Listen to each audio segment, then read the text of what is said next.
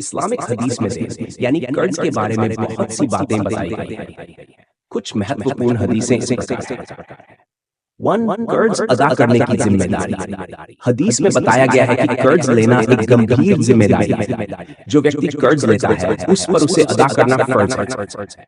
हजरत मोहम्मद सल्लल्लाहु अलैहि वसल्लम ने फरमाया, हर कर्जदार पर कर्ज का अदा करना अनिवार्य है। कर्ज का समय पर चुकाना। पैगंबर मोहम्मद सल्लल्लाहु अलैहि वसल्लम ने फरमाया, अमीर आदमी का कर्ज चुकाने में देरी करना एक प्रकार का जुल्म है।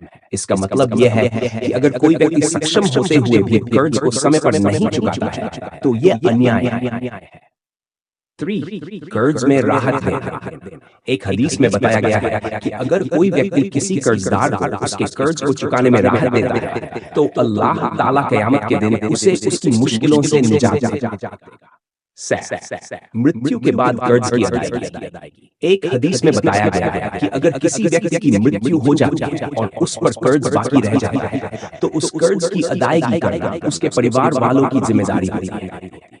यहाँ तक कि खुद पैगंबर मोहम्मद सल्लल्लाहु अलैहि वसल्लम ने कर्ज अदा न करने वाले के जनाजे की नमाज पढ़ने से पहले कर्ज अदा करने की तजवीज़ दी थी। कर्ज से बचने की दुआ। पैगंबर मोहम्मद ने कर्ज से बचने के लिए दुआ करने की सलाह दी। उन्होंने एक दुआ सिखाई जिसमें अल्लाह से कर्ज और गरीब होने से बचाने की प्रार्थना की जाती है। अल्लाहुम्मा इन्नी अऊज़ु बिका मिनल हम्मी वल हज़न व अऊज़ु बिका मिनल अज्ज़ि वल कसल व अऊज़ु बिका मिनल जुब्नि वल बुख़ल व अऊज़ु बिका मिन गलबतिद दैन व क़हरिर रिजाल।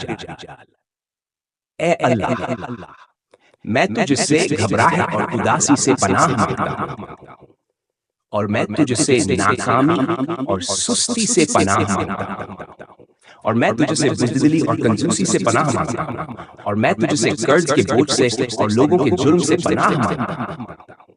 इस दुआ के जरिए हम अल्लाह से मदद मांगते हैं कि वह हमें कर्ज के बोझ से और उन मुश्किलात से बचाए जो कर्ज की वजह से हमारे ऊपर आ सकते हैं। ये हदीसें इस बात को स्पष्ट करती हैं कि इस्लाम में कर्ज की अदायगी को अत्यंत महत्वपूर्ण माना गया है और इसे समय पर अदा करना अनिवार्य है।